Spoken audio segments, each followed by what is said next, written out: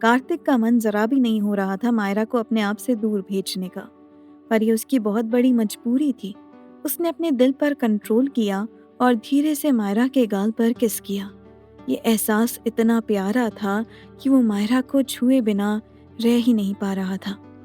एक बार तो कार्तिक का मन हुआ कि वो मायरा को उठाकर उसे अपने सीने से लगा ले और उसके होठों को अपने होठों में दबाकर उसे बहुत सारा प्यार करे, पर इस बारे में वो बस ख्यालों में ही सोच सकता था।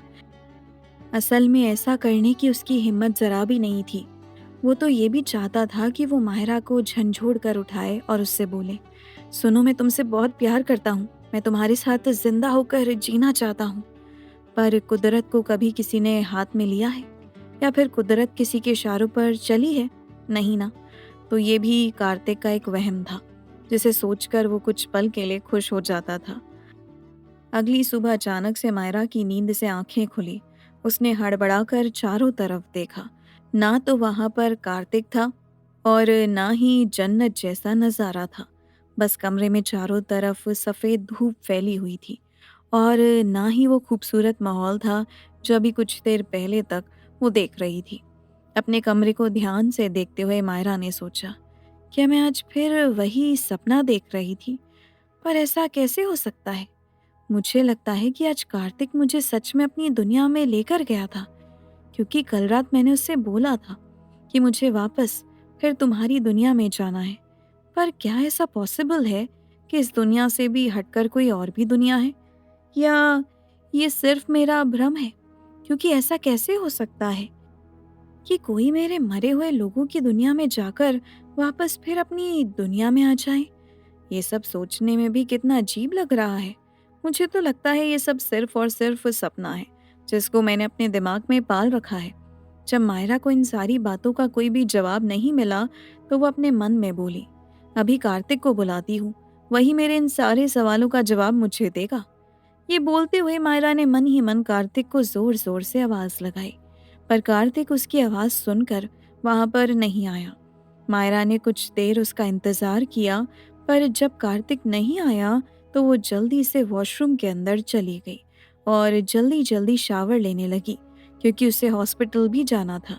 जब वो नहाकर वापस आई और मिरर के सामने खड़े होकर अपने गीले बालों को ठीक करने लगी, तभी अचानक से उसे अपने बालों के अंदर कोई चीज फंसी हुई दिखाई दी। मायरा ने धीरे से पकड़कर उसको अपने बालों से बाहर निकाला और अपनी हथेली के ऊपर रखा।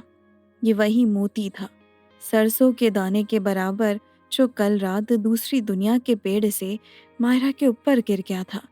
मायरा ने उस मोती की तरफ देखा और उसे देखते हुए बड़बड़ाने लगी, ये कैसे पॉसिबल हो सकता है? यानी कि कल रात जो मैंने सपना देखा था वो सही था, क्योंकि कल रात जब मैं कार्तिक की गोद में सिर रखकर मुंडेर पर लेटी हुई थी, तो पेड़ पर से इस तरह के मोती मेरे ऊपर गिर रहे थे। और ये कल रात भी इतना ही खूबसूरत लग रहा था जितना कि अभी लग रहा है। मायरा ने फिर से उस मोती को देखा। वो मोती दिखने में बहुत ही खूबसूरत और चमकीला लग रहा था, लेकिन असल में वो मोती बहुत ही कीमती था, जिसकी खबर मायरा को बिल्कुल भी नहीं थी। मायरा ने धीरे से अपनी ड्रेसिंग टेबल की दराज को खोला और उसके अंदर उस मोती को रख दिया। पर मायरा के पास इस बात को सोचने का अभी टाइम बिल्कुल नहीं था, क्योंकि उसे अपने डैड से मिलने के लिए हॉस्पिटल निकलना था। मायरा जल्दी से तैयार हुई और अपने कमरे से बाहर निकलकर सुनैना के कमरे में गई, पर नौकर ने उसे बताया कि सुनैना तो सुबह ही हॉस्पिटल चली गई है। दूसरी तरफ शनाया इसी इंतजार में थी कि मायरा कब अपने कमरे से निकलकर हॉस्पिटल जाए और वो उसके कमरे में आकर तलाशी ले। वो तेजी से मायरा के कमरे में आई, ताकि उसे सिंघानिया प्रोजेक्ट से रिलेटेड कोई और फाइल मिल जाए। ये सोचते हुए वो मायरा के कमरे की तलाशी लेने लगी, पर उसे कहीं पर भी कोई फाइल नहीं मिली। फिर अचानक से उसकी नज़र ड्रेसिंग टेबल की दराज पर पड़ी। उसके अंदर से सफ़ेद रोशनी बाहर की तरफ निकल रही थी। मोती रखने के बाद मायरा ने जल्दबाजी में दराज को सही से बंद नहीं किया था। शनाया ने हैरान होते हुए जल्दी से उस दराज को खोला, तो उसके अंदर एक सफ़ेद रंग का मोती रखा हुआ था, जिसकी वजह से पूरी दराज सफ़ेद रोशनी से चमक रही थी। शनाया को उस मोती को देखकर बहुत हैरानी हुई। वो सोचने लगी कि आखिर ये मोती है कैसा और ये इतना क्यों चमक रहा है। जरूर ये कोई कीमती मोती है, पर ये मायरा के पास कहाँ से आया। ये सोचते हुए शनाया ने जल्दी से उसे अपनी मुट्ठी के अंदर बंद कर लिया और तेजी से अपने कमरे के अंदर आ गई और फिर अपनी अलमारी को खोलकर उसे एक बॉक्स के अंदर रख दिया और अलमारी को बाहर से बंद कर दिया। इधर मायरा हॉस्पिटल पहुंच गई थी। जब वो पहुंची तो सुनैना पहले ही सुबह हॉस्पिटल आ चुकी थी।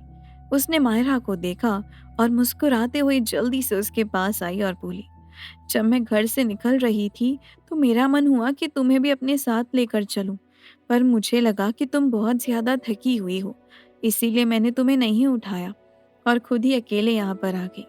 मैं अभी कुछ देर पहले ही तुम्हारे डैड से मिलकर आई हूँ। अब वो होश में आ गए हैं।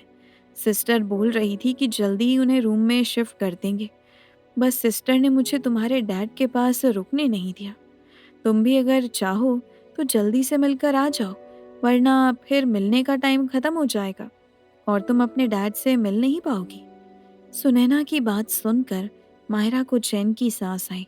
उसने खुश होते हुए कहा, मॉम, ये आईसीयू है, यहाँ पर रुकने नहीं देते हैं। मैं अभी डैड से मिलकर आती हूँ। सुनैना से बात करके मायरा तेजी से आईसीयू के अंदर चली गई और जैसे ही उसने सामने अपने डैड को बेड पर लेटे हुए देखा, उसकी आंखें आंसू से भर आई।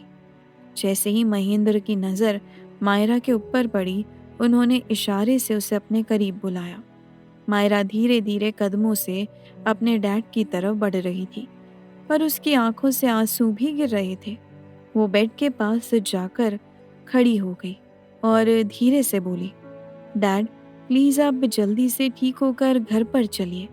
हम लोगों को आपकी बहुत ज़रूरत है। एक दिन में ही एहसास हो गया है कि आपके बिना हम कितने अकेले हैं। महेंद्र ने हैरान नज़रों से मायरा की तरफ देखा। उसे समझ ही नहीं आया कि मायरा कब से इतनी समझदारी वाली बातें करने लगी। उसने बहुत ही प्यार से कहा, मायरा, मुझे माफ़ कर दो। शायद मैंने तुम्हारे साथ बचपन में बहुत कुछ गलत किया था, जिसकी सज़ा भगवान ने मुझे दे दी। मैंने हमेशा से तुमसे ज़्यादा शनाया को इम्पोर्टेंस दी। अब मुझे समझ आता है कि मैंने तुम्हारे साथ बहुत गलत किया था, लेकिन अब मैं ऐसा नहीं करूँगा बेटा। मेरे लिए तुम बहुत इम्पोर्टेंट हो सके तो मुझे माफ़ कर देना। ये बोलते हुए महेंद्र की आवाज़ बाहर आ गई। मायरा ने पहली बार अपने डैड को इतना कमज़ोर पड़ते हुए देखा था। उसने धीरे से महेंद्र के हाथ पर अपना हाथ रखा और जैसे ही वो बोलने वाली थी, अचानक से उसकी पेन की पॉकेट में रखा हुआ फ़ोन बजने लगा। मायरा ने डरते हुए जल्दी से फ़ोन बाहर निकाला, क्योंकि ये आईसीयू था। यहाँ पर फ़ोन अलाउड नहीं होता है। लेकिन अंदर आने से पहले मायरा सुनैना को अपना फ़ोन देना भूल गई थी, इसीलिए उसने जल्दी से फ़ोन निकाला ताकि वो उसे बंद कर सके। पर जैसे ही उसकी नज़र स्क्रीन पर गई तो वहाँ पर सिद्धार्थ का नाम फ्लैश हो रहा था। उसने नर्स के डर की वजह से जल्दी से फ़ोन उठाया और धीरे से बोली, हेलो सिद्धार्थ, मैं आईसीयू में हूँ, कुछ अर्जेंट बात। इससे पहले कि मायरा की बात पूरी हो पाती, उसके पहले ही सिद्धार्थ ने बोलना शुरू कर दिया, मायरा, ध्यान से मेरी बात सुनो। हमने जो सिंघानिया ग्रुप का प्रोजेक्ट बनाया था, आज उसका रिजल्ट आने वाला है और हम लोगों को जल्द से जल्द वहाँ पर पहुँचना होगा। क्या तुम मेरे साथ चल सकती हो? क्योंकि उस प्रोजेक्ट को तुमने बनाया है, तो उसकी डिटेल मुझसे ज़्यादा तुम्हें पता होगी। मायरा ने अगले ही पल महेंद्र की तरफ देखा और धीरे से बोली, पर मैंने आपको अभी अभी बताया ना कि मैं डैड के पास आईसीयू के अंदर हूँ। मैं कैसे आपके साथ जा सकती हूँ? तभी सिद्धार्थ को ध्यान आया कि उसके डैड तो हॉस्पिटल में एडमिट है, वो कैसे आ सकती है। तो उसने थोड़ा सा शर्मिंदा होते हुए बोला, वो आई एम सॉरी, मैं तो भूल ही गया था। कोई बात नहीं, तुम वहाँ अंकल को देखो, वो अभी ज़्यादा इम्पोर्टेंट है तुम्हारे लिए। मैं अकेला ही जाऊँगा उस मीटिंग में। ये कहकर सिद्धार्थ ने फ़ोन काट दिया। पर महेंद्र ने जब मायरा की बात सुनी तो उसने बहुत प्यार से मायरा की तरफ देखते हुए कहा, मायरा, तुमने उस प्रोजेक्ट को बनाने में इतनी मेहनत की है, तुम्हें सिद्धार्थ के साथ वहाँ पर जाना चाहिए। यहाँ पर तुम्हारी मॉम है ना, और वैसे भी अब मेरी तबीयत ठीक है, तुम सिद्धार्थ के साथ जाओ, वो काम भी बहुत ज़रूरी है। अगर मेरी वजह से तुमने अपनी मीटिंग मिस की ना, तो मुझे बहुत बुरा लगेगा। महेंद्र की बात सुनकर माहिरा धीरे से उनके सीने से लग गई और उसने कहा, लेकिन मेरा मन नहीं कर रहा आपको छोड़कर जाने का। इस पर महेंद्र ने फिर से मायरा को समझाते हुए कहा, मैंने कहा ना तुम जाओ, मैं अब पहले से बेहतर हूँ। इस तरह महेंद्र के बहुत जिद करने पर मायरा उन्हें बाय बोलकर आईसीयू से बाहर आ गई और बाहर निकलकर उसने सबसे पहले सिद्धार्थ को फोन किया और उससे बोली, आप वहाँ पर पहुंचिए, मैं भी हॉस्पिटल से निकल रही हूँ, कुछ देर में मैं भी वहाँ पहुंच जाऊंगी। इस पर सिद्धार्थ बहुत हैरान हो गया और उसने कहा कि वो अकेला मीटिंग संभाल लेगा। तब मायरा ने कहा कि अब मेरे डैड पहले से बेहतर हैं और मैं उनके ही कहने पर इस मीटिंग को अटेंड करने के लिए आ रही हूँ। फिर मायरा ने फ़ोन कट कर दिया और जल्दी से हॉस्पिटल से बाहर निकल गई और सीधा सिंघानिया के हेड ऑफिस पहुंच गई। बड़े से हॉल के अंदर शहर के सारे बड़े बड़े बिजनेसमैन बैठे हुए थे। मायरा और सिद्धार्थ भी वहां पर मौजूद थे। मायरा को पूरी उम्मीद थी कि ये प्रोजेक्ट रहेजा कंपनी को ही मिलेगा। तभी स्टेज पर एक आदमी आया जिसके हाथ में दो फाइल थी।